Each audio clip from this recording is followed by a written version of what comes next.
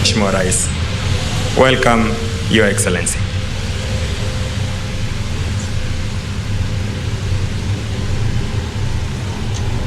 Tutatulia vivyo hivyo kwa wimbo wa taifa pamoja na wimbo wa Jumuiya ya Afrika Mashariki.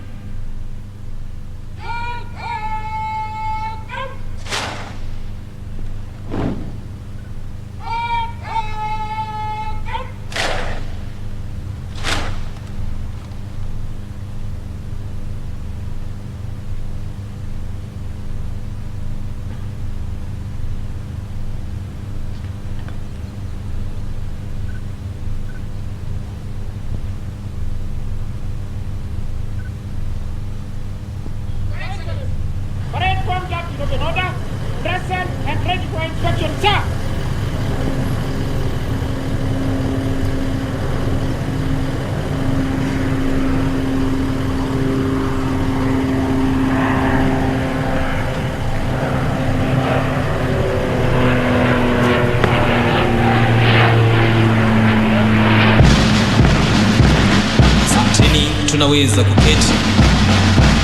Basi wageni wetu, kipindi kinachofuata mgeni wa heshima, Mheshimiwa Rais wa Jamhuri yetu ya Kenya kuweza kukagua gwaride sasa, kwani hiyo ni sheria na amri kwa vikosi vyote vya ulinzi. Mgeni mashuhuri anapofika kuweza kukagua gwaride, watakaomuongoza Mheshimiwa Rais kwa kuweza kukagua gwaride hilo wakiwa wameshikilia mikuki ni pamoja naye Sergeant Julius Mtai na Sergeant Bernard Omwe. Viongozi wa kikundi cha kuweza kubeba jukwaa la rais ni Sergeant Bronson Sigei. Vile vile watakaoshikilia meza ya kutuza wanafunzi pamoja na walimu walioweza kufanya bora ni pamoja naye Koplo Saramwendwa na Koplo Madrin Wainaina.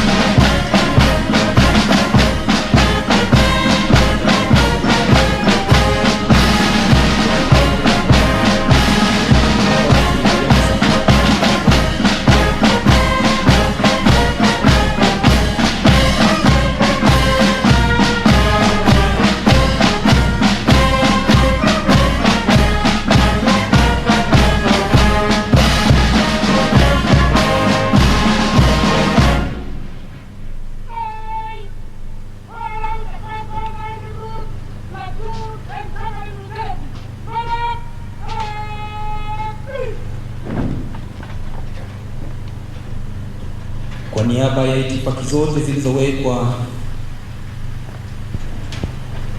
na Wizara ya Afya kulingana na gonjwa la corona, Mheshimiwa Rais hataweza kuwatuza moja kwa moja, bali ataenda kushuhudia wakichukua zawadi hizo, yeye mwenyewe akishuhudia.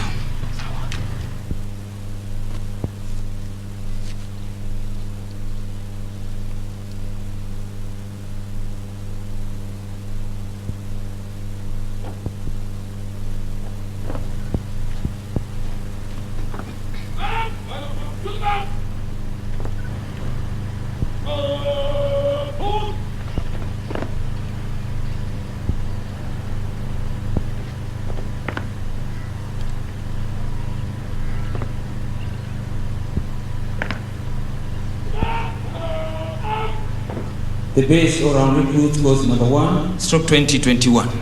Service number 263561. AP recruit Stanley Wafula of B Company.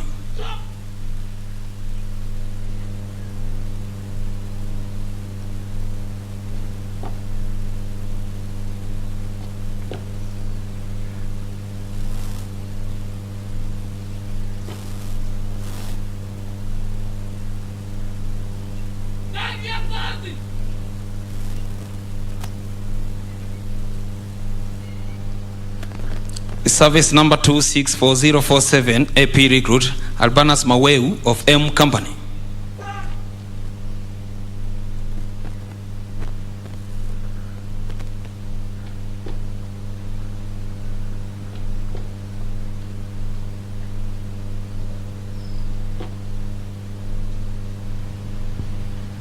Thank you, Your Excellency. Based in academics, service number 263386, AP recruit Titus Nyangi of L Company.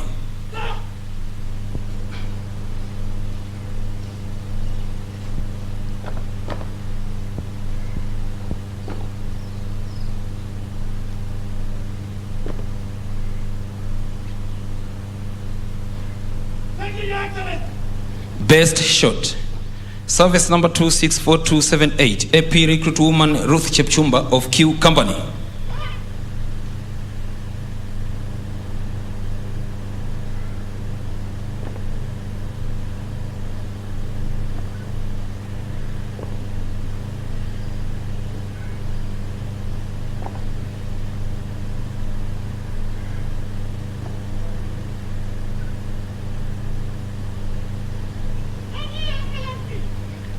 Major trophies, best company in fieldcraft and tactics, H Company.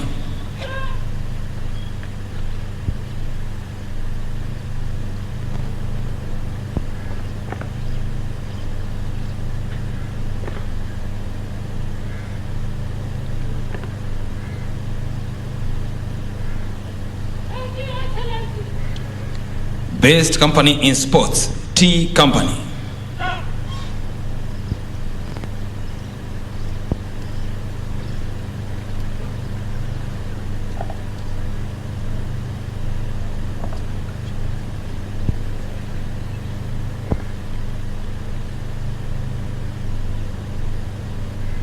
Thank you, Your Excellency. Asante sana Mheshimiwa Rais, tumefika mwisho wa tuzo hizo muhimu. Ningeomba sote tusimame tumkaribishe Mheshimiwa Rais kwenye jukwaa kuu achukue nafasi yake.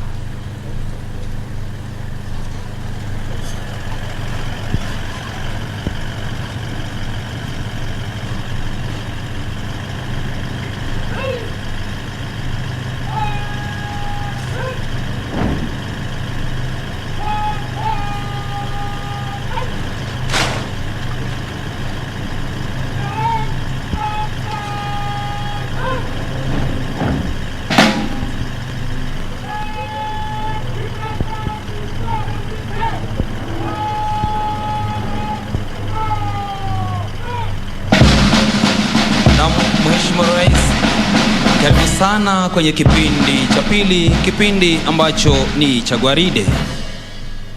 Gwaride hili ni gwaride kulingana na wakati huu ambao ni wakati wa kidijitali. Hivyo basi ni gwaride la muundo tofauti kabisa kuliko lile la mwaka mwingine uliopita ulipoweza kuwa nasi hapa.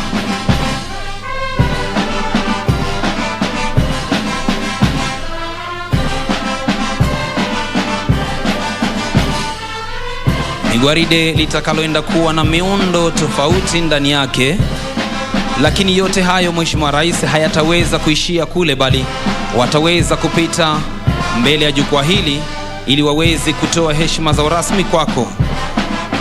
Hapa wanakupatia tu muda kidogo wa kuweza kupiga tama la maji, kisha baadaye waweze kupita mbele ya jukwaa. Karibu Mheshimiwa Rais.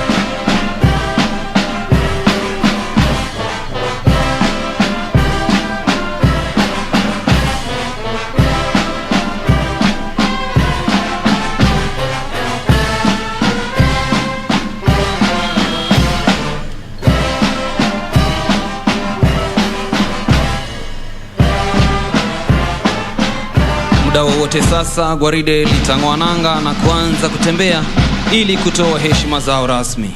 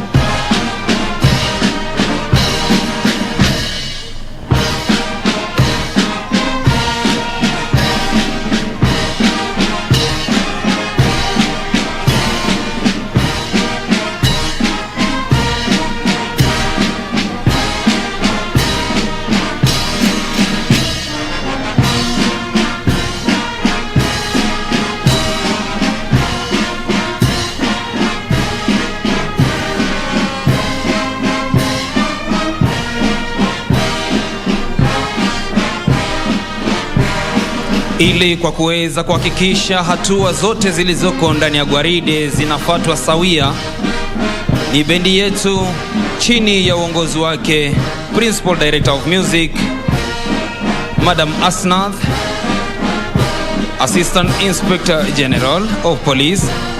Siku ya leo bendi yetu iko chini ya uongozi wake Superintendent of Police Bwana Anton Lokamar.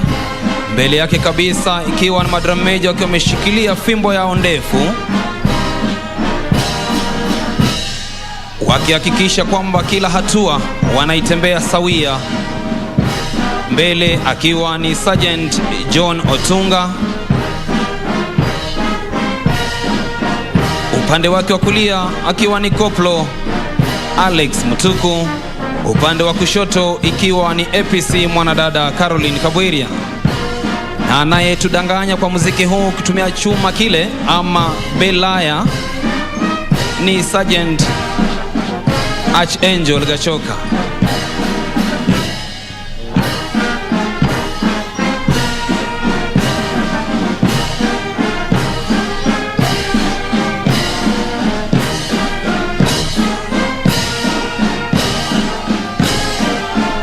na wanaotupigia mabati ikiwa ni pamoja naye Sergeant Akope, naye APC Isaac Baya.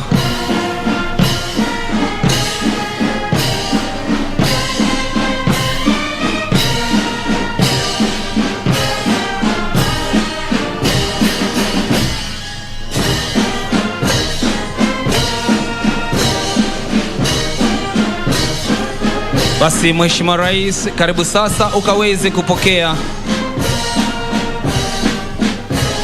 heshima hizo kwa kuweza kukata kichwa upande wa kulia wa jukwaa kuu.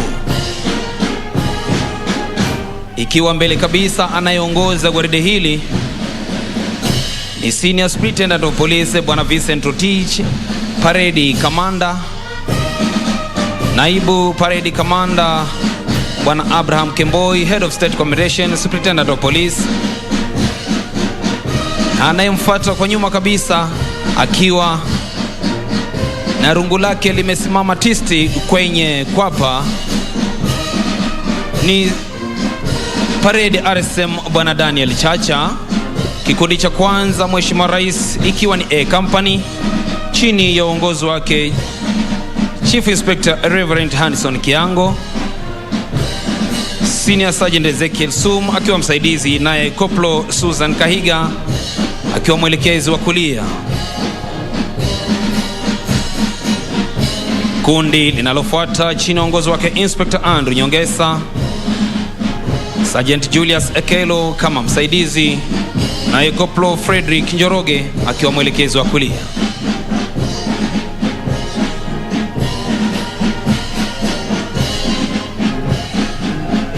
Kundi linalofuata chini ya uongozi wake Inspector Abraham Korir, Sergeant Elijah Mwaniki kama msaidizi, naye Koplo Kevin Basoga akiwa mwelekezi wa kulia.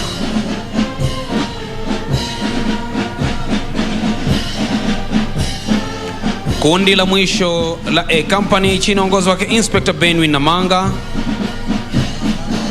Sergeant Lucas Gashoki kama msaidizi, naye Koplo Boaz Menge akiwa mwelekezi wa kulia.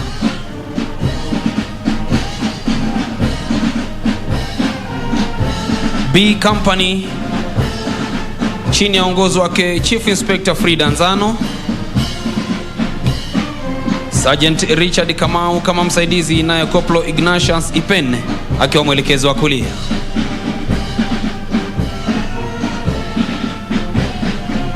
Kundi linalofuata chini ya uongozi wake Inspector Kenneth Njari, Sergeant James Ngigi kama msaidizi, naye Koplo Lilian Gasheri akiwa mwelekezi wa kulia.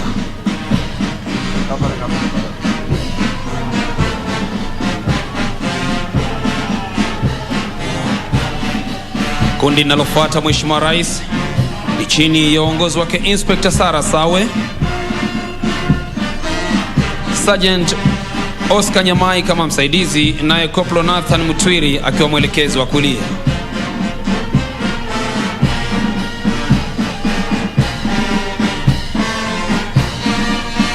Kundi linalofuata linatufungia B Company chini ya uongozi wake Inspector Eric Lugaga, Sergeant Jacob Ogola kama msaidizi, naye Koplo Steven Mokaya akiwa mwelekezi wa kulia.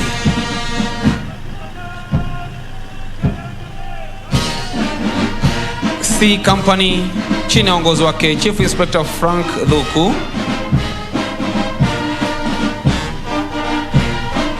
tayari ndo hilo napita mbele yako Mheshimiwa Rais. Sergeant Augustine Yobesh kama msaidizi, naye Koplo Roba Diba akiwa mwelekezi wa kulia.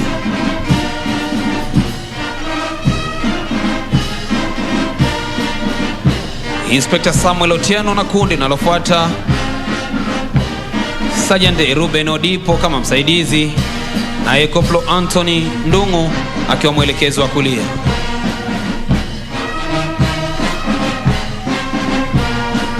Inspector Dennis Kasakala na kundi linalofuata Mheshimiwa Rais, Sergeant Frederick Boyd kama msaidizi, naye Koplo Charles Yogo akiwa mwelekezi wa kulia.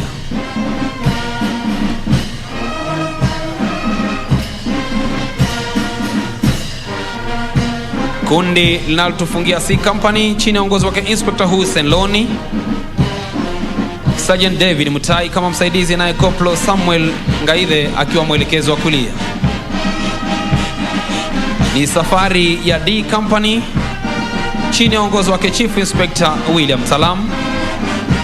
Sergeant Kariuki Kinyanjui kama msaidizi, naye Koplo Raina Ombima akiwa mwelekezo wa kulia.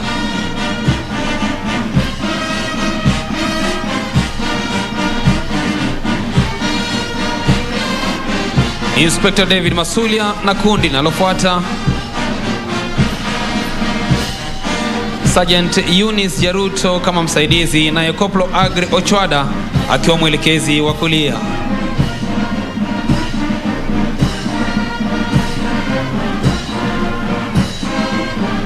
Kundi linalofuata chini uongozi wake Inspector Rachel Obonyo, Sergeant Kizito Sitati kama msaidizi, naye Koplo Salonen Maina akiwa mwelekezi wa kulia.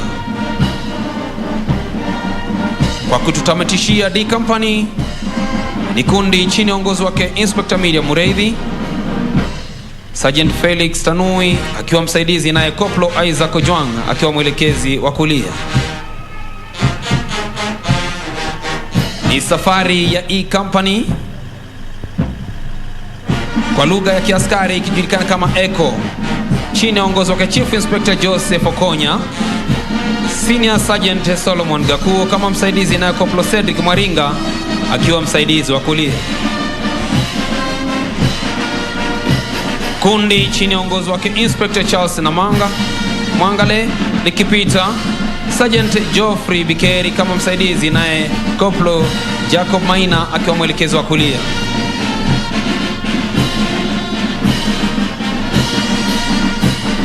Kundi linalopita chini ya uongozi wake Inspector Bernard Sigei, Sergeant Hilary Koech kama msaidizi, naye Koplo Miriam Machogu akiwa mwelekezi wa kulia. Kundi linalotufungia E Company chini ya uongozi wake Inspector Hezbo Nyaga, Sergeant Geoffrey Moranga kama msaidizi, naye Koplo Jackson Nyambacha akiwa mwelekezi wa kulia. Ni safari ya F Company chini ya uongozi wake Chief Inspector Edward Simiu, Senior Sergeant Lois Kirao kama msaidizi, naye Koplo Samuel Orwa akiwa mwelekezi wa kulia.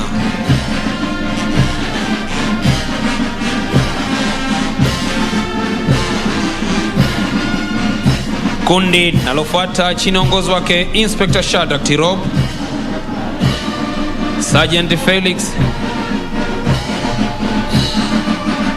Korir akiwa msaidizi, naye Koplo Kevin Koech akiwa mwelekezi wa kulia. Kundi linalofuata chini ya uongozi wake Inspector Silas Welekwa, Sergeant Jacob Ondiek akiwa msaidizi, naye Koplo Gibson Kuria akiwa mwelekezi wa kulia. G Company Mheshimiwa Rais chini ya uongozi wake Chief Inspector Nelson Kitio, Senior Sergeant George Kaingu kama msaidizi,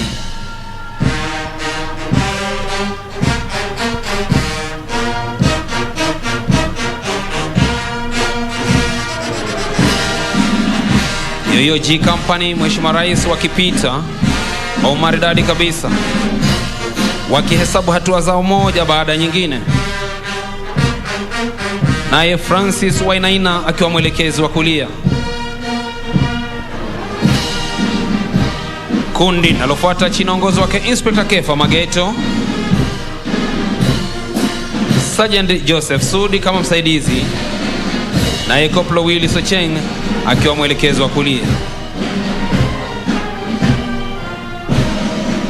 Kundi linalofuata chini uongozi wake Inspector Daniel Mwiruri,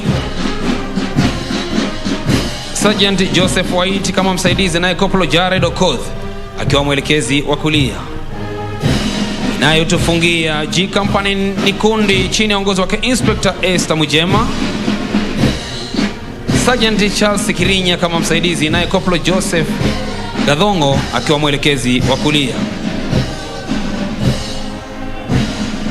Ni safari ya H Company chini ya uongozi wake Chief Inspector Alfred Karani, Sergeant Benson Gisharu kama msaidizi, naye Koplo Edwin Wamalwa akiwa mwelekezi wa kulia.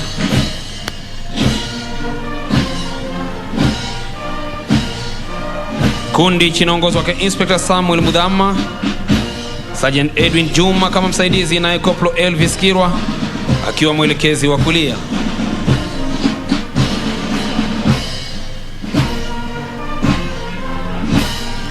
Inspector Yvonne Tabu akitukamilishia vikundi vinne vya H Company. Sergeant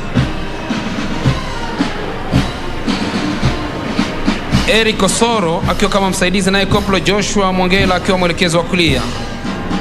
Kundi linalofuata chini uongozi wake Inspector Richard Wambua, Sergeant Daniel Musheru kama msaidizi, naye Koplo Kenneth Manya akiwa mwelekezi wa kulia. J Company chini uongozi wake Chief Inspector Daniel Chacha, Sergeant Gabriel Enene kama msaidizi, naye Koplo Kenneth Obongi akiwa mwelekezi wa kulia. Kundi linalofuata Mheshimiwa Rais chini uongozi wake Inspector Peter Mucheche, Sergeant John Chumo kama msaidizi, naye Koplo Richard Langat akiwa mwelekezi wa kulia.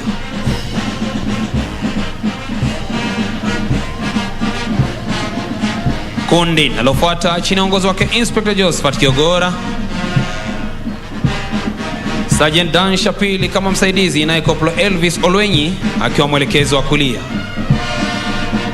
Gwaride lote sasa Mheshimiwa Rais liko kwenye mwendo wa aste aste ili kuweza kutoa heshima zao. Kundi linalofuata chini uongozi wake Inspector John Chege, Sergeant Bernard Langat kama msaidizi, naye Koplo Joseph Kamande akiwa mwelekezi wa kulia. Ni safari ya K Company chini ya uongozi wake Chief Inspector Suleiman Malo, Sergeant Wenslaus Kaudo kama msaidizi, naye Koplo Bernard Mwangi akiwa mwelekezi wa kulia. Kundi linalofuata chini ya uongozi wake Inspector Justin Maweu, Sergeant Gabriel Korir kama msaidizi, naye Koplo Douglas Kinuthia akiwa mwelekezi wa kulia.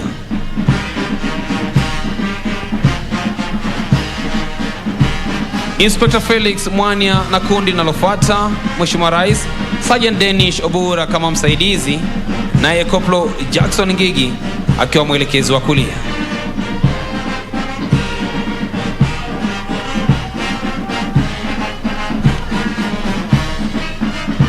Kundi la mwisho la K Company chini ya uongozi wake Inspector Supet Pasanka,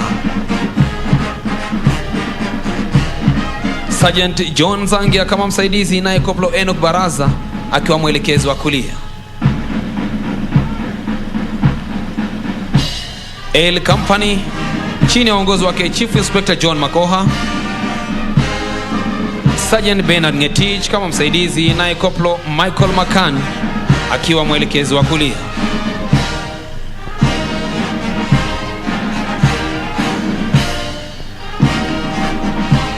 Inspector Silas Mutuma na kundi linalofuata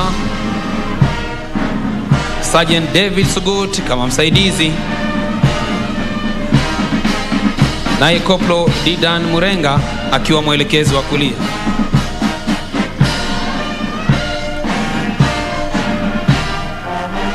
Kundi linalofuata chini ya uongozi wake Inspector Felix Otieno, Sergeant Kalasinga Rajab akiwa msaidizi, naye Koplo Isaac Nyaega akiwa mwelekezi wa kulia.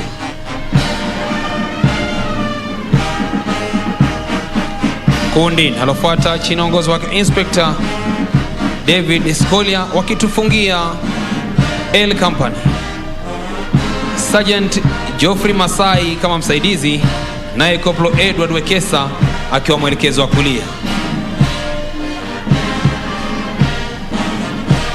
Ni safari ya M Company chini ya uongozi wake Chief Inspector Timothy Emojong, Senior Sergeant Benson Mbogo akiwa msaidizi, naye Koplo Nixon Langat akiwa mwelekezi wa kulia.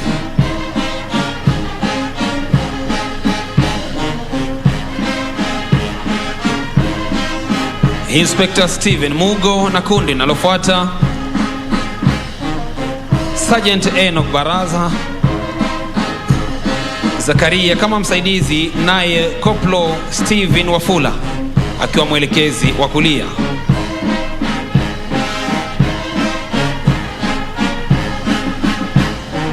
Inspector David Saitoti na kundi linalofuata Sergeant Dan Mbui kama msaidizi, naye Koplo Julius Njuguna akiwa mwelekezi wa kulia. Kwa kutufungia gwaride hili ikiwa katika mwendo wa aste aste, kundi M ni kundi chini ya uongozi wake Inspector Dan Ekakoro, Sergeant Leonard Koech kama msaidizi, naye Koplo Laina Sang akiwa mwelekezi wa kulia. Ili kuhakikisha kwamba basi hakuna mmoja yeyote aliyesalia nyuma, Mheshimiwa Rais anayefunga kabisa mwisho ni Parade Adjutant Assistant Superintendent of Police Bwana Aden Hussein, ambaye pia ndiye mkuu wa kwata kwenye chuo hiki. Mheshimiwa Rais, nitaomba sasa uweze kupata tama la maji, gwaride letu likienda kugeuka mwendo wa aste aste kwa mwendo wa haraka. Asante Mheshimiwa Rais.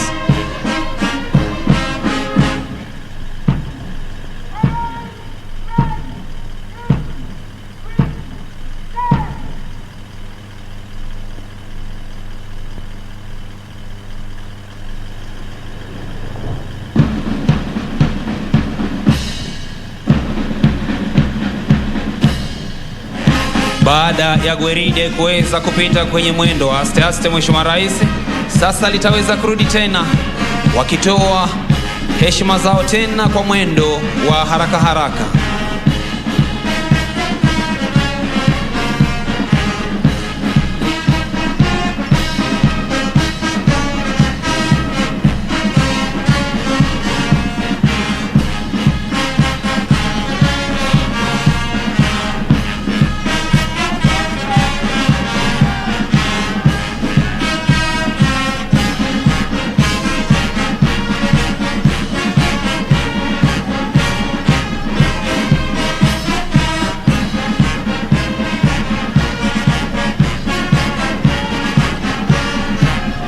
Wakiongozwa naye Parade Commander, naibu Parade Commander, RSM, wakuu wa vikundi vyote vilivyoko ndani ya gwaride, wasaidizi pamoja na waelekezi wa kulia wao.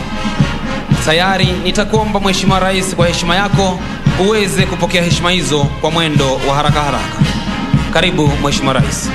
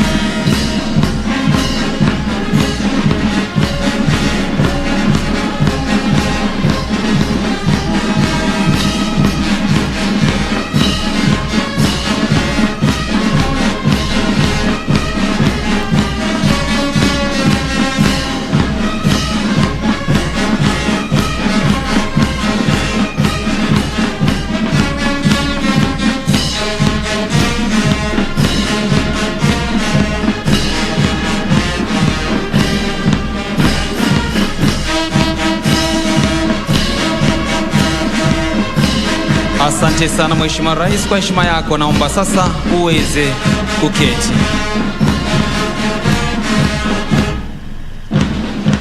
Maonyesho sasa yanaendelea katika mwendo wa haraka haraka, miundo ikiwa tofauti kabisa na ile iliyokuwa kwenye mwendo wa aste aste.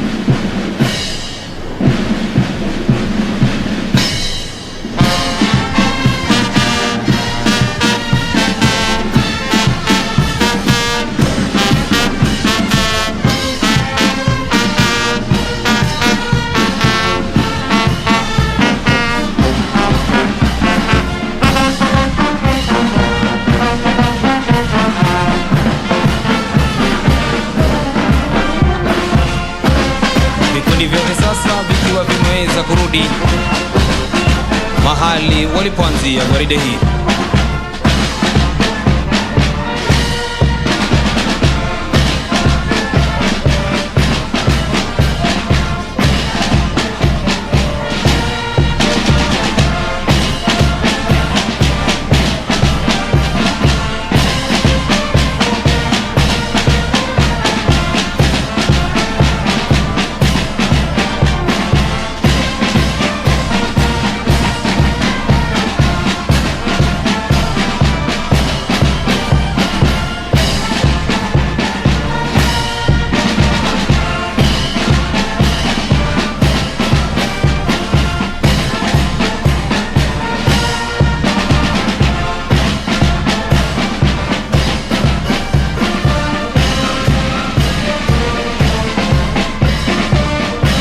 Baada ya onyesho hilo, Mheshimiwa Rais, gwaride litaweza kurudi na kuangalia mbele ya jukwaa lako, Mheshimiwa Rais.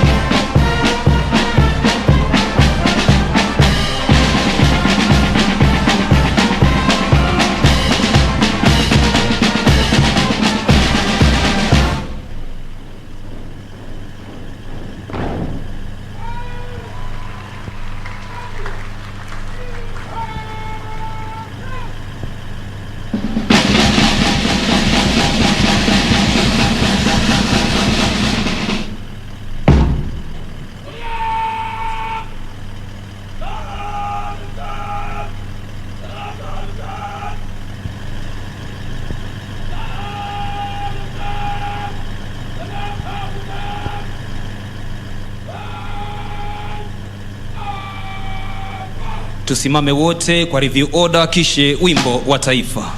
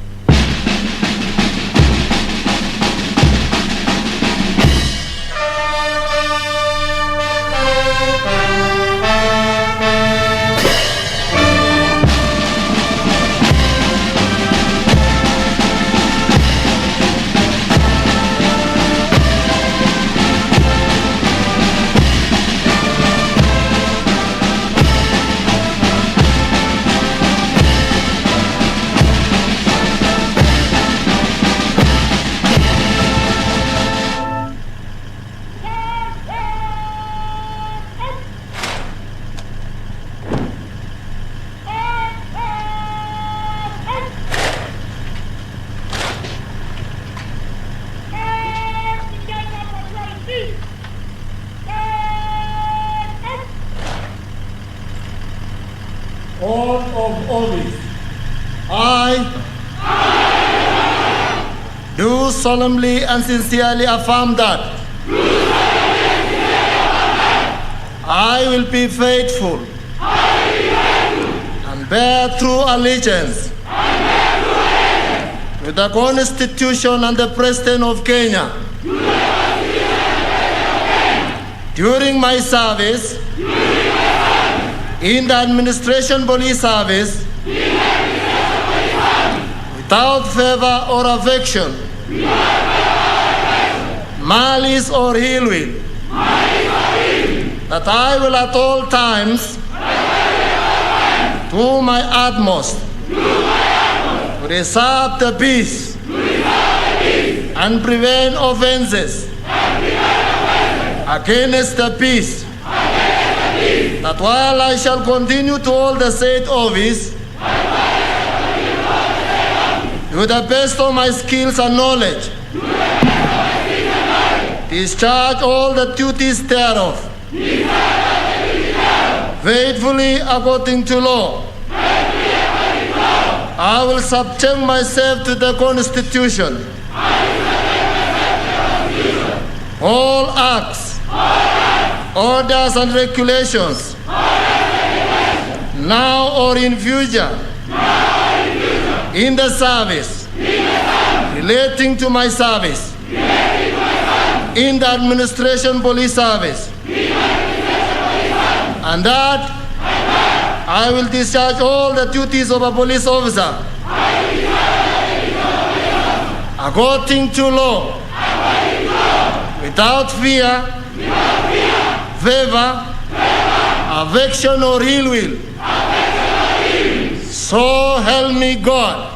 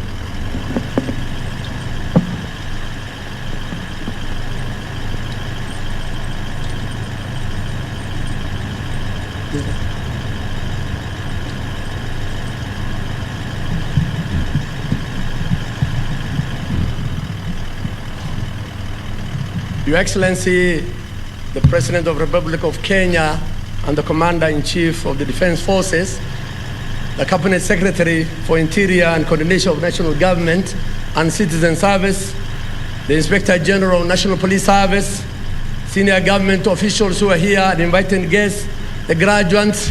Your Excellency, we are so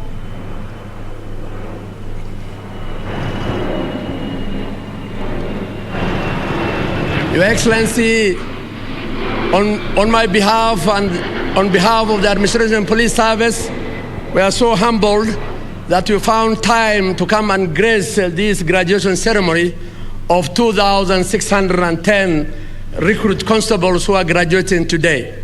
Your Excellency, these officers were taken through rigorous training for 9 months, which culminated at Kidong field exercise. Your Excellency, majority of these officers will be deployed in our specialized units, the Rapid Response Unit, the Critical Infrastructure Police Unit, the Anti-Stock Theft Unit, and the Border Police Unit, among others. Your Excellency, they will be able to join their sisters and brothers who are doing excellent job along our borders, the SOG and the SWAT, who have made a difference in our inner cities. Your Excellency, we are very thankful for your government, the support which the government has given to us in terms of modernizing the police service. We received the MRAPs, we have received specialized equipment and the training for these officers. We are also very thankful from your government, Your Excellency, for the completion of one of the oldest mess, which was for the last 33 years, and we are so happy that this morning you were able to open that mess, which will accommodate over 12,000 officers who are undergoing this training on a sitting capacity. We are very thankful. At this juncture, Your Excellency, may I call upon the Inspector General to continue with the rest of the program. The Inspector General, sir.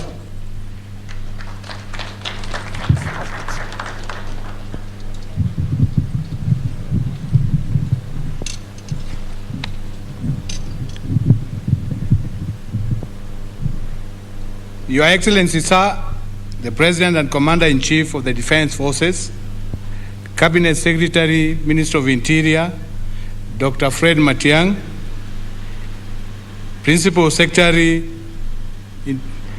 Present, Vice Chief of the Defense Forces of Kenya, senior members of the National Police Service, distinguished guests, graduates, ladies and gentlemen, good afternoon.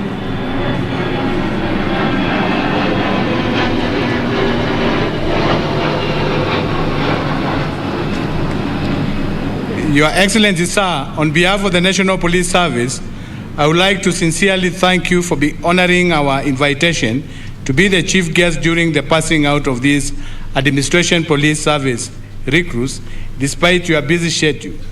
Let me also congratulate the graduates for having endured the rigorous and strenuous training for the last 9 months and having satisfied their trainers for presentation to you for oath of allegiance. These recruits have been taken through a very comprehensive curriculum to ensure they attain the desired professional standards. I believe they will be more responsive to the needs of the citizens, that they will execute their mandates within the confines of the law, and they will wear police badges with dignity and humility. The needs to be people's servants has been emphasized, and there have been conditions to know that service to humanity is their divine call in the National Police Service. Your Excellency, we thank you most profoundly for the support that your administration has consistently offered to the National Police Service, and in response to the welfare of the police officers. An improved health insurance scheme is now in place, as we also look forward to having a National Police Service Level 4 referral hospital, Your Excellency. These interventions will impact positively to the general well-being of the police officers. Your Excellency, I want to assure you of our commitment to ensure that the security of our country remains inviolable, and we will continue improving our service delivery and making them more responsive to citizens' needs as per your directives. Sir, it is now my honorable duty to welcome the Cabinet Secretary, Dr. Fred Matiang'i, to continue with the remaining of the program.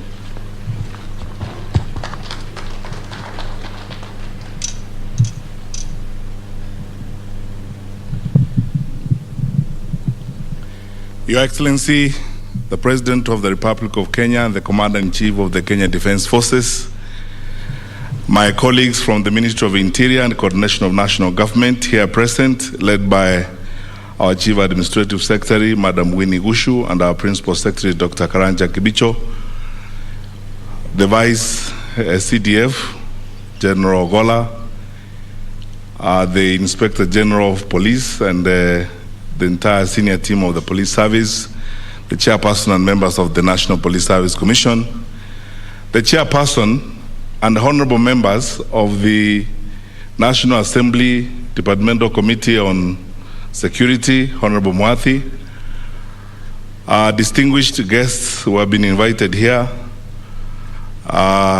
recruits who are passing out today, ladies and gentlemen.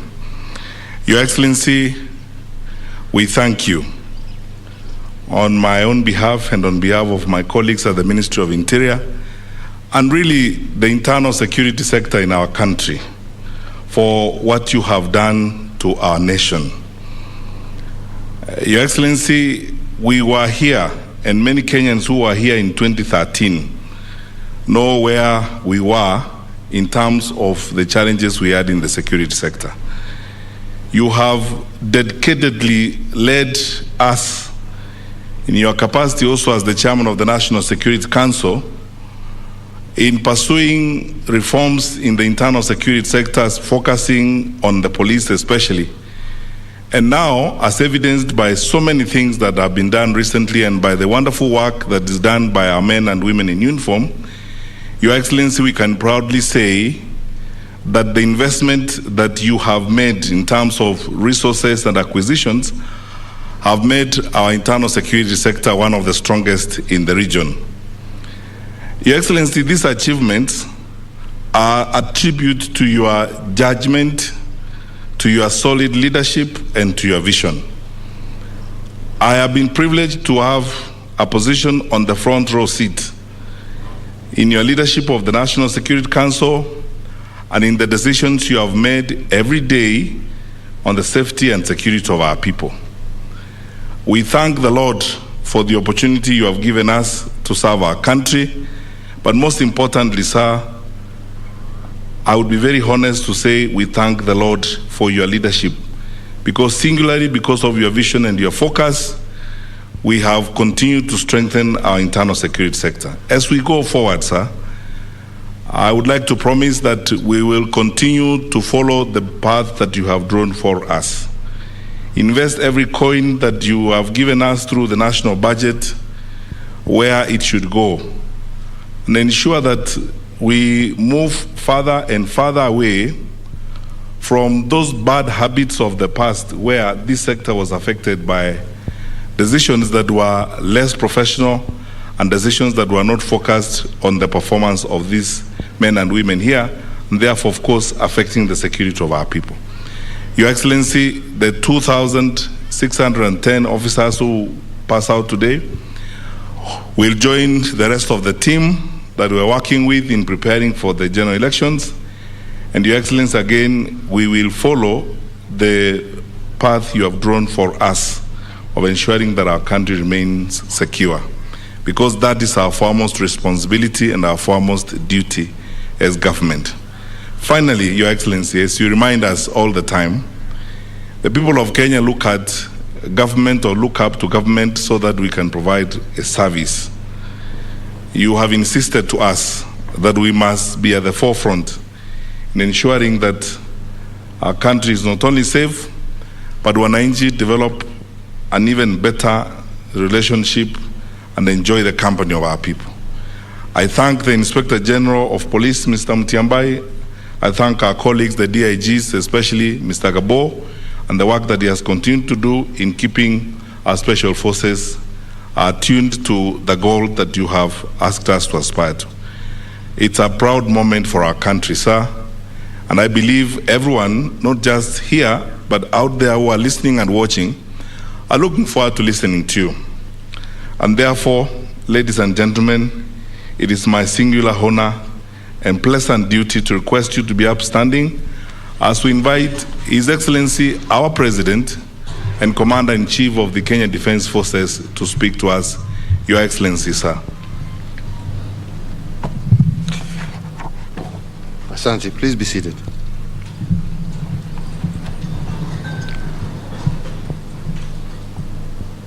The graduates before us today, all ladies and gentlemen, it is my distinct honor and privilege to be with you today to preside over the passing out parade of these wonderful 2,610 graduates who have today successfully completed their 9-month-long recruits course.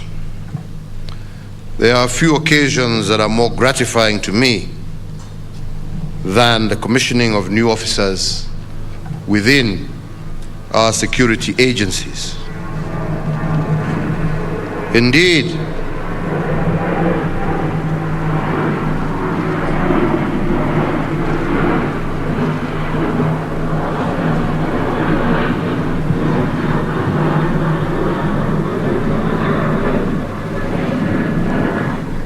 I am happy that during my tenure as president, we have increased our police complement by over 45,000 recruits from the year 2013 to date.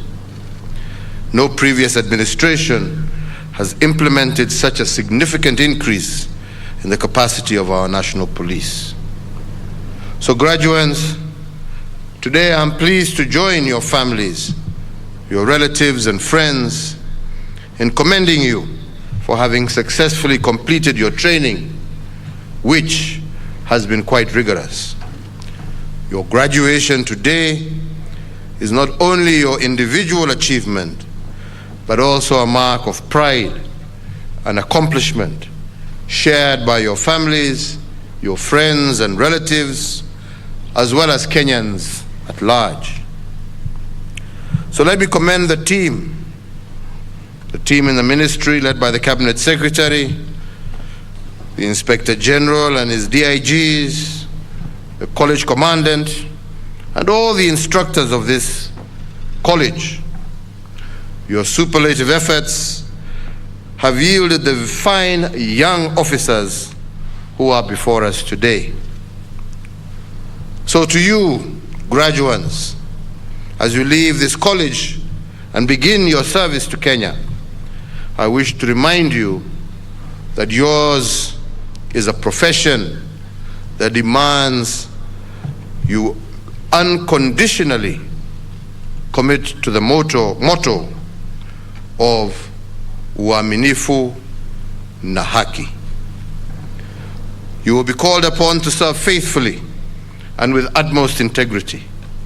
You will be required to be the hope of those who are hopeless, the shield of justice and the enforcers of law, who do so, as you have just said in your own oath, without fear or favor. As we continue along the journey of deepening the transformation and rejuvenating our law enforcement agencies, remember that you are the face of the organization. Whether in uniform or in civilian attire, whether on duty or off duty, your individual and collective actions will reflect on the National Police Service.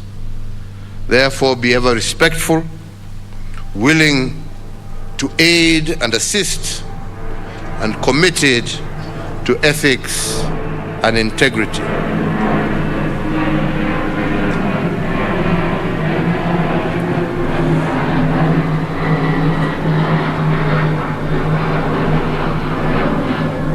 In your service to the nation, now more than ever before, you should remain focused and uphold the highest standards of professionalism, dignity, integrity, and fidelity to the law.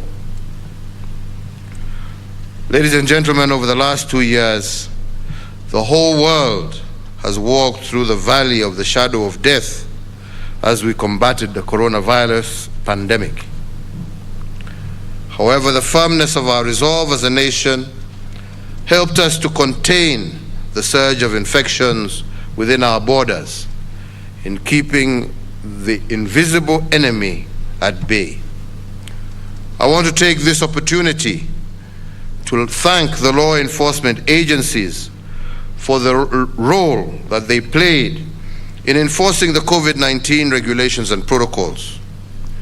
Your acts, coupled with the immense sacrifice of our health workers, forestalled what could have been a national catastrophe. That mission of enforcing public health measures was not part of the regular operations of the NPS. So, the exemplary way in which the service quickly adapted to the new demands imposed by COVID-19 is a reminder to all of us of the fluid nature of contemporary law enforcement environment.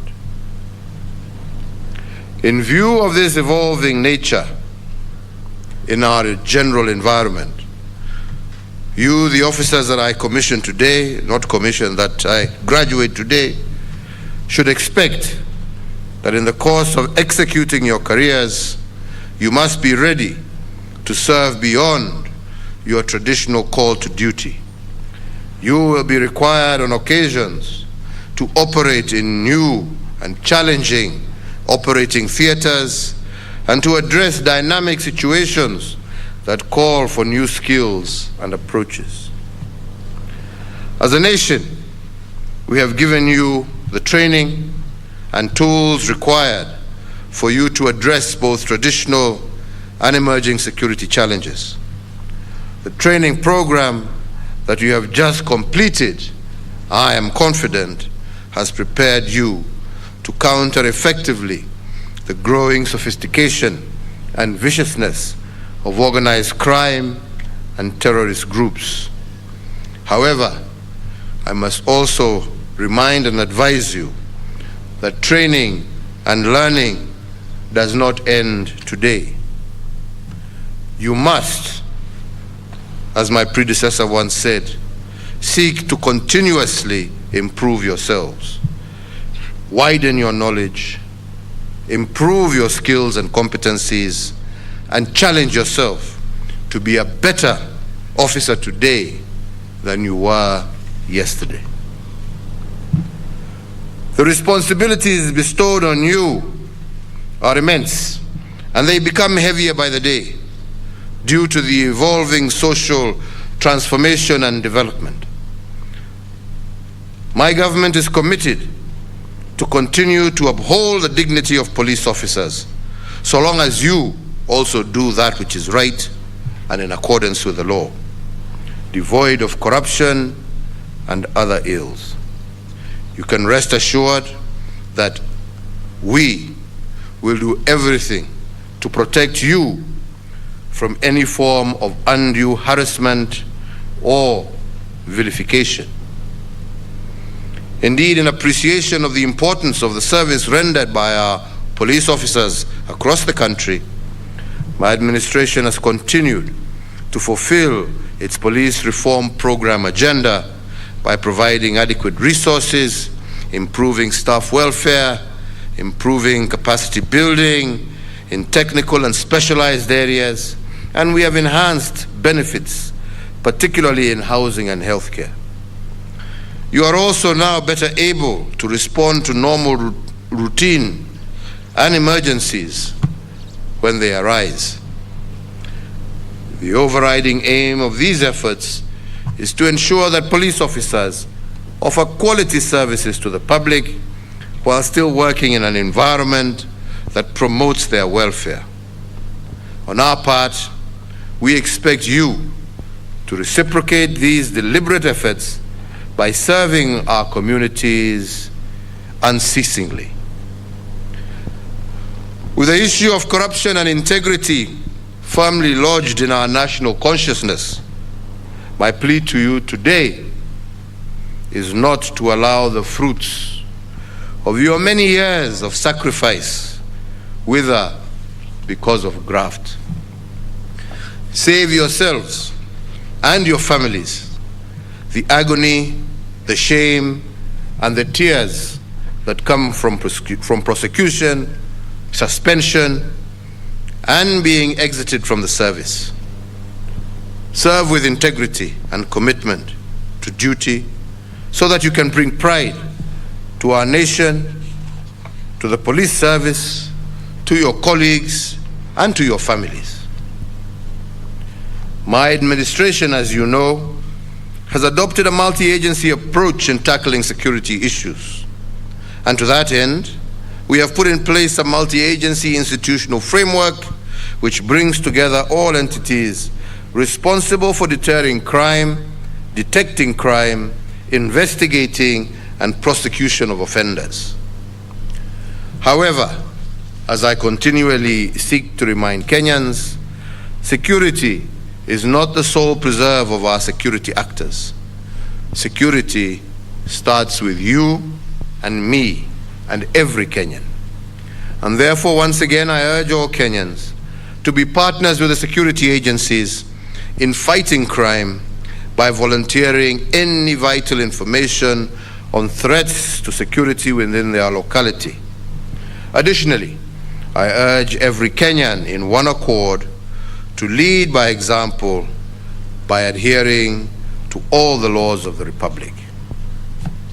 So, ladies and gentlemen, in recognition of the very demanding responsibilities placed on our security agencies, I today pay tribute on my own behalf and on behalf of all Kenyans to our gallant officers from various services who have paid the ultimate sacrifice to the service of our country and our people.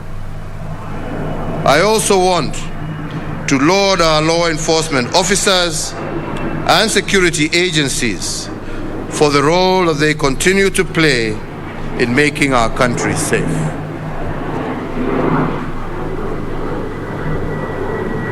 Finally, I commend the Administration Police Service for their role of protective security that they play and for living true to the spirit of uaminifu na haki. Their participation in fighting cross-border crimes, organized crimes, cattle rustling, protection of government property infrastructure, and their continued contribution to the multi-agency security operations is indeed commendable, and I want to thank you all for your good service. And to you,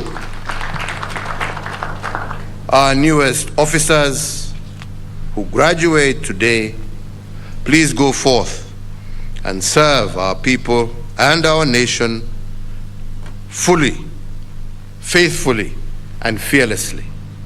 May your words and deeds bring nothing but honor to the service and to your families. We want you to be role models to those who would want to serve in the security sector, and we look upon you to be the spear of the law, the shield of justice, and the foundation of a more just, more fair, more equitable, and more prosperous Kenya for all. Mungu awalinde ukienda kutekeleza shughuli zenu mbalimbali za kulinda wananchi na kulinda taifa letu. Mungu awaongoze. Tumefurahi sana kuwaona leo mkiwa mmetimiza training yenu na mkiingiana na wenzenu kulinda maisha na mali ya wananchi wa Kenya. Yangu ni kuwatakia kila laheri. Muwe watu ambao watakuwa waaminifu. Muwe watu ambao watasaidia kutoa jina la ufisadi kwenye huduma ya polisi. Muwe watu ambao watasaidia wenzao, watakuwa mstari wa mbele ukiwa kazini, hata ukiwa nyumbani. Ujue ya kwamba jukumu lako kulingana na ile kiapo ambacho mmechukua hapa siku ya leo, timizeni mulinde wananchi. Na tukifanya hivyo, tutakuwa na nchi tulivu, nchi ambaye sisi zote kama Wakenya tutaweza kujivunia. Kwa niaba yangu na kwa serikali, sisi tutaendelea kuhakikisha ya kwamba tumewapatia vifaa na tumeangalia pia maslahi yenu na ya jamii zenu, ndio muweze kufanya hiyo kazi ambaye leo mtaianza. Kwa hivyo nimalizie tu kwa kusema Mungu awaongoze, awalinde na awabariki leo na kwenda mbele, na nawatakia kila laheri. Sasa mkiwa maofisa wa polisi wa kulinda Wakenya wenzenu, asanteni sana. Thank you. Kindly let's all be upstanding.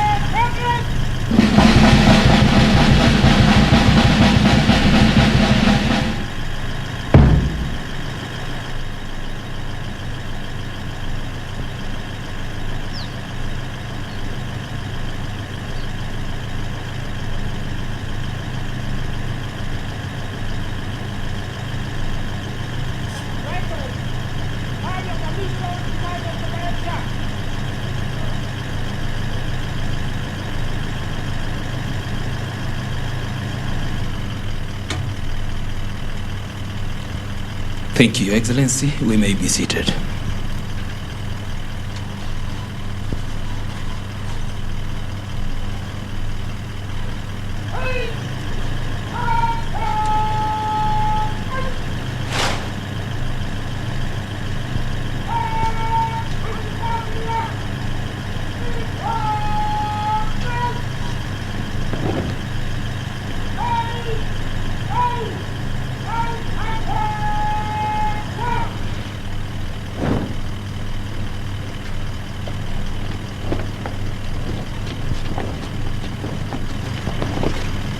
Watajumuika kwa vikundi viwili viwili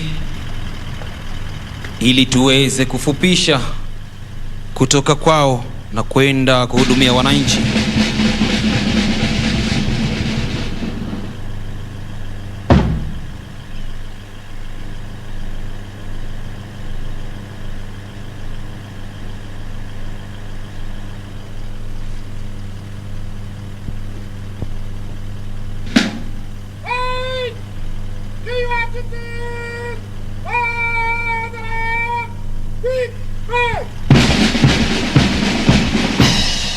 Nam amri ikiwa ni your duties by the right quick march. Asante sana Mheshimiwa Rais kwa hotuba iliyoweza kuleta mioyo kuchangamka na kufurahia. Sasa gwaride linatoka uwanjani.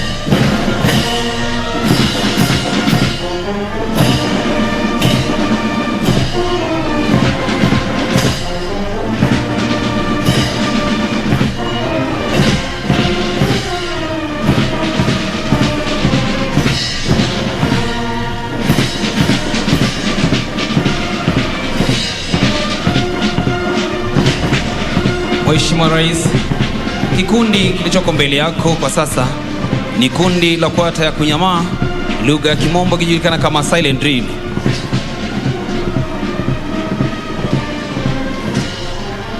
Litakalo ongozwa naye Chief Inspector Wilfred Nuve, Sergeant Godfrey Odinga, Sergeant Martin Kianjui, Koplo Sara Mwendwa pamoja naye Koplo David Ngua.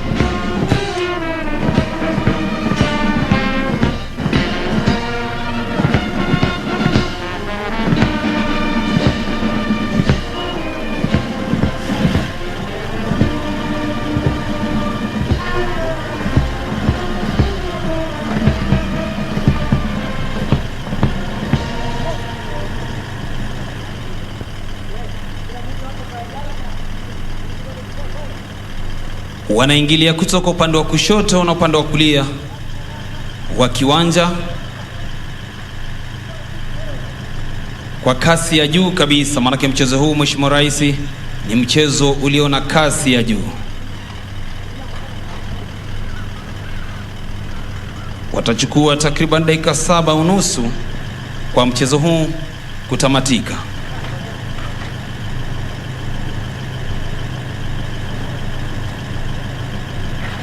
Washirika ikiwa ni hawa afisa ambao wamefuzu leo wakiwa ni 110, milio ya bunduki ama arms drill zikiwa ni 780, miguu ikichangwa ikiwa ni 680, vile vile kwa mwendo wa aste aste watatembea na hata mwendo wa haraka haraka.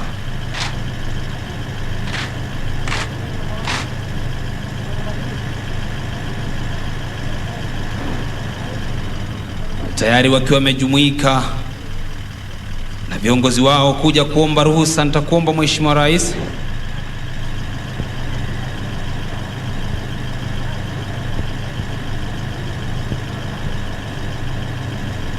kwa heshima yako sasa unaweza kujongea kupokea heshima hizo.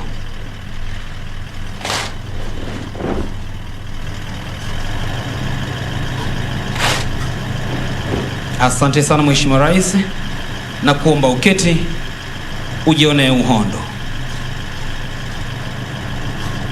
Wakiwa wamevalia mavazi rasmi yetu ya kivita, mabegani vitambaa vyeupe, miguuni pia wakiweza wamefunga vitambaa vyeupe.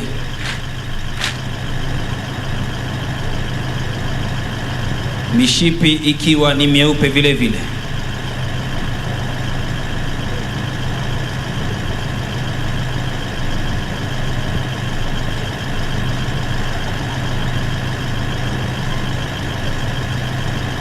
Mwendo huu basi huwa ni mwendo watu vyake, manake hauwezi pigiwa hata mziki, kwa sababu kasi iliyoko ni kasi ya hali ya juu. Wakigawanyika namna hiyo, Mheshimiwa Rais, wakizunguka mduara ule waliotengeneza, ni ishara kwamba sisi wana AP tunafanya kazi kote nchini, tukishirikiana na ndugu zetu wa KDF, Kenya Police pamoja na hata Kenya Prisons. Ukiangalia pale katikati bunduki zimewekwa juu, ni kumaanisha kwamba anga zetu pia zipo salama. Hii ni kwa sababu ya kushirikiana na wenzetu.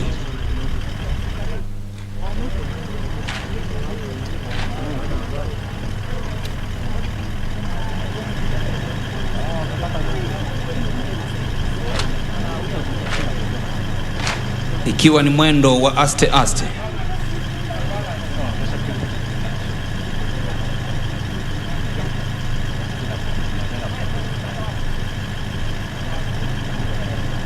Tunaporudi kujumuika pamoja ili kuweza kupewa maagizo mengine ya kikazi, ndio hapo basi tunaona wakiwa wamejumuika tena.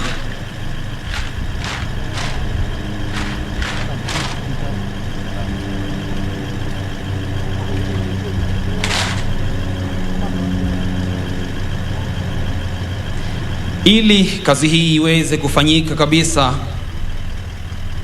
kwa uzuri na umaarufu, sharti kuwe na uaminifu.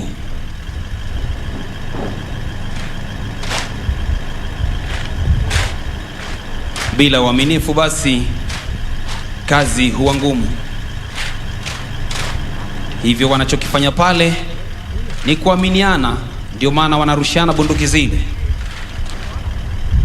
Pasipo uaminifu tungekuwa tumeona mmoja imeshaanguka chini.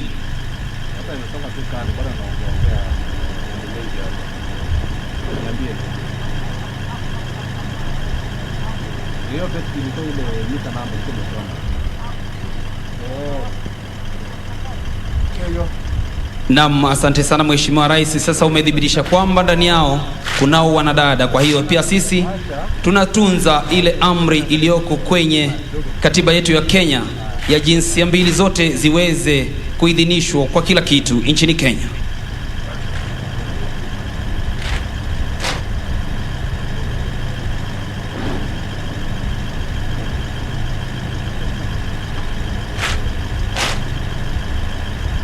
Miundo hii inayoundwa ni namna jinsi vile tunavyopigana vita. Sharti kuwe na mmoja mbele, ikijulikana kama arrowhead formation.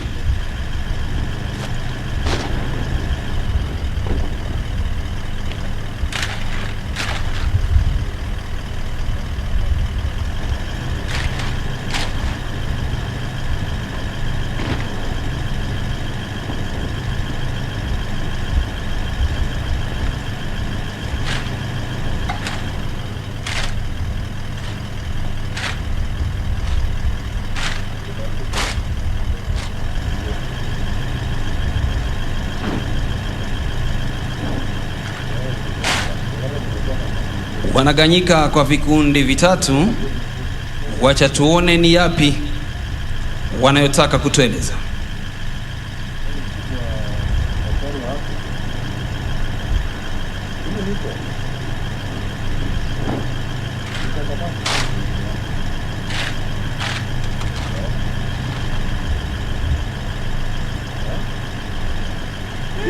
P T C. Naam, wito ni kwamba pamoja tuzuie corona. Ama kweli tusipokushirikiana basi itakuwa vigumu sana sisi kuweza kuzuia janga hili la corona. Ndani yake pia unapoona Mheshimiwa Rais, tunazo bendera mbili. Bendera ya Kenya, bendera ya National Police Service, na pia vile vile bendera ya kikosi polisi tawala, kwamba tunafanya kazi kwa uadilifu na uaminifu. Ndipo ngao yetu inasema uaminifu na haki.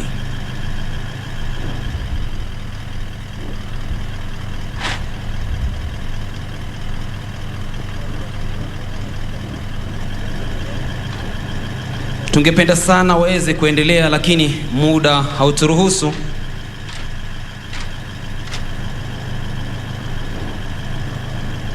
Hivyo basi wametamatisha onyesho hili. Nitakuomba Mheshimiwa Rais uweze kuchukua shukrani hizo kwa heshima ya kipekee.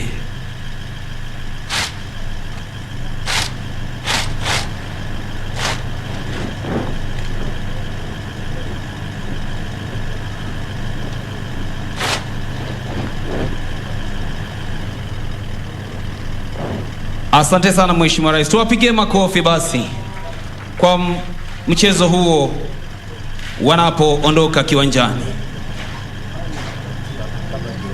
Tumefika tamati ya maonyesho hayo Mheshimiwa Rais. Kipindi kitakachofuata ni kipindi cha picha.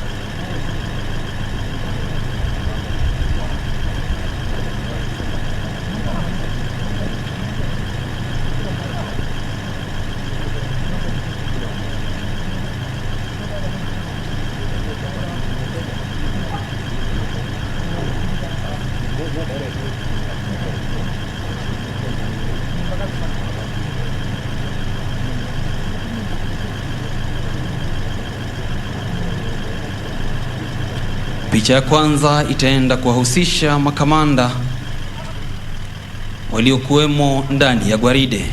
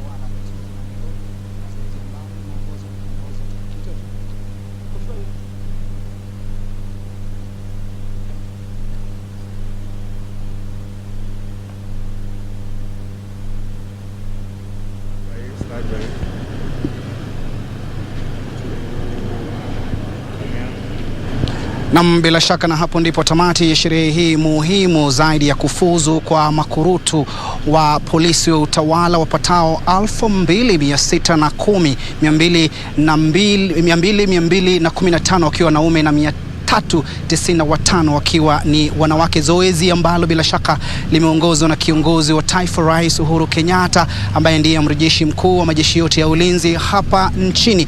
Sehemu ambayo imefanyika ni chuo cha mafunzo ya maafisa utawala, mtazamaji, na ni bila shaka ni zoezi muhimu zaidi. Kumbuka kwamba maafisa hao, polisi hao utawala wamekuwa kwa mafunzo kwa miezi 9, mtazamaji. Mafunzo aina yake kama tunavyofahamu, mwezi mmoja eneo la Kedong, ambapo bila shaka wanapitia mafunzo ambayo ni ya kukata na shoka, ambayo ni ya kukaza meno na kulegeza ulimi, na bila shaka ni zoezi ambalo bila shaka linaashiria kwamba sisi kama taifa tuko ngangari kuhakikisha kwamba mipaka ya taifa hili salama. Kumbuka kwamba baada ya kufuzu hii leo watakuwa wanapata likizo ya mwezi mmoja, angalau kupata wasaa kushiriki na wapendwa wao, na bila shaka mtazamaji, itakuwa vile vile watakuwa wanarejea na kutumwa katika vitengo mbalimbali, mtazamaji. Na kwa sasa unavyotizama ni picha tu ya kumbukizi, ambapo bila shaka ni picha ya maafisa hao ambao wamefuzu pamoja na baadhi tu ya viongozi wakuu katika ngazi ya juu serikalini katika wizara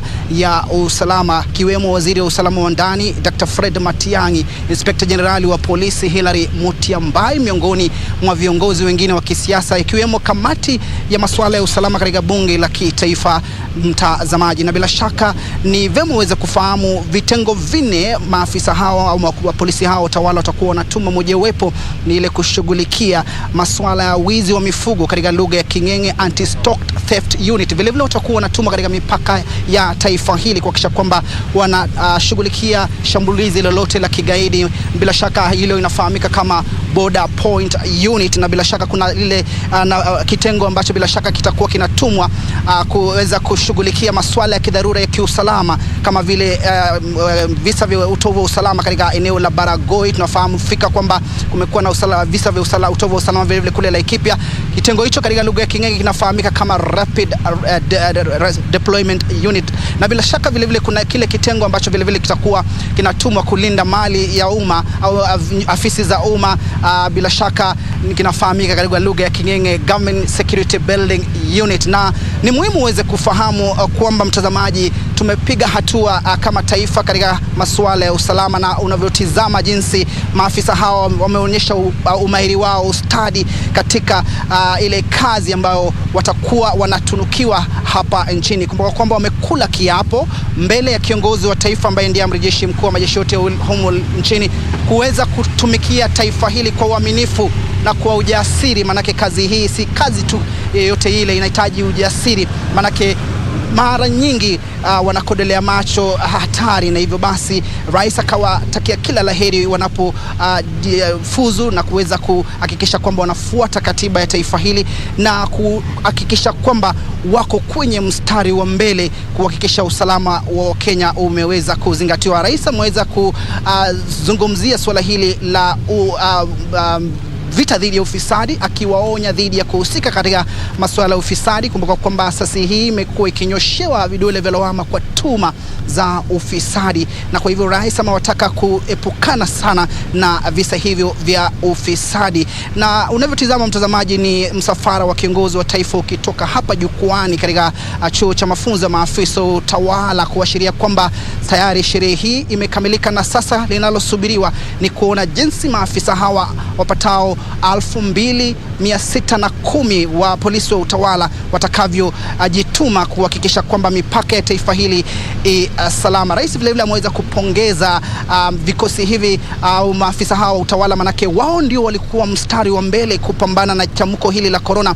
kuweza kuhakikisha kwamba Wakenya wanafuata kanuni iliyowekwa ya kupambana na chamuko la corona na kuzingatia ile marufuku ya kutotoka nje, akisema kwamba akiwavulia kofia kwa kuweza kuhakikisha kwamba wameweza kuhakikisha wananchi wanafuata zile sheria ili tuweze kupambana na chamuko hili la corona ambalo limetukumba kama taifa kwa miaka miwili sasa.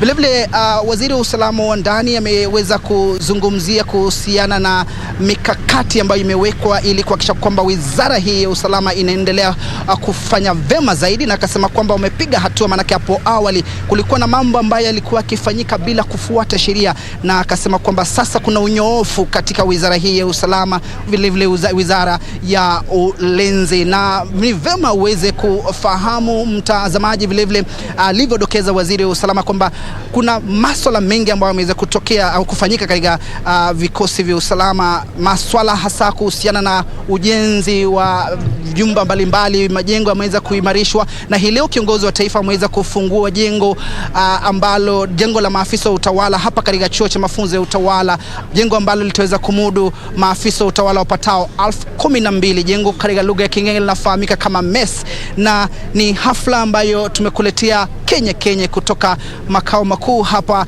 ya chuo cha mafunzo ya maafisa wa utawala eneo la utawala gatuzi la Nairobi. Kwa niaba ya wale wote ambao wameweza kufanikisha matangazo haya, kiwemo mwelekezi mkuu Muga Karioki na wapiga picha, fundi wa mitambo, sasa na kurejesha kwenye makao makuu ya shirika la utangazaji nchini KBC, mimi naitwa Timothy Kipnusu na kutakia utazamaji mwema. Kwaheri.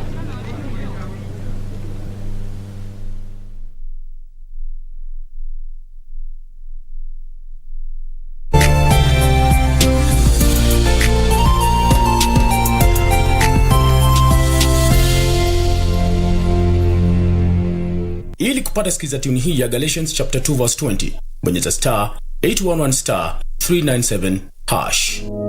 Galatians 2 verse 20. I have been crucified with Christ, and I no longer live, but Christ lives in me.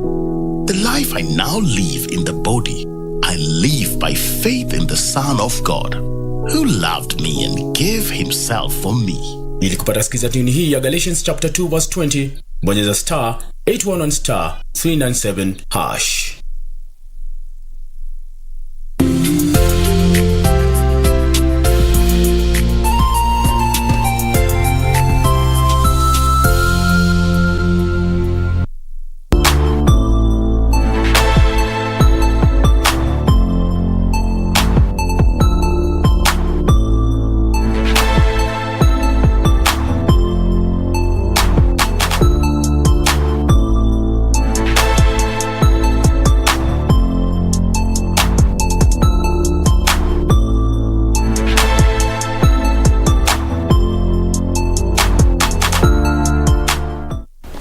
Did you know that epilepsy is the least understood of